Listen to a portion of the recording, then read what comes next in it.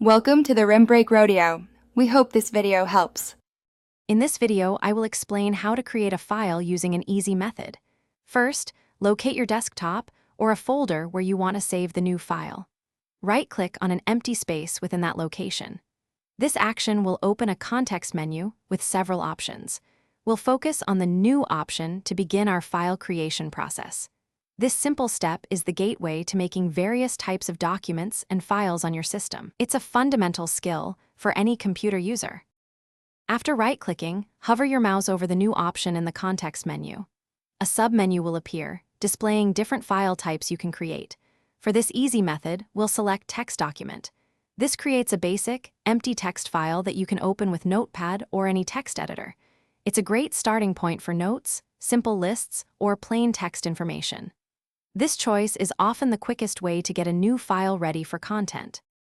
Once you select Text Document, a new file icon will appear with a highlighted default name, like New Text Document. This is your cue to immediately type in a meaningful name for your file.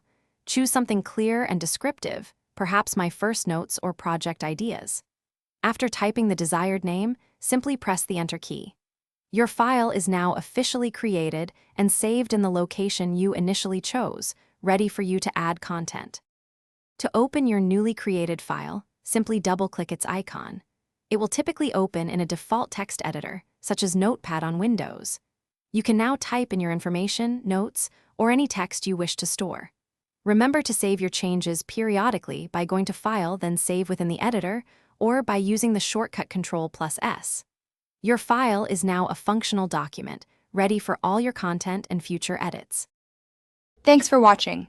Consider subscribing if we helped you.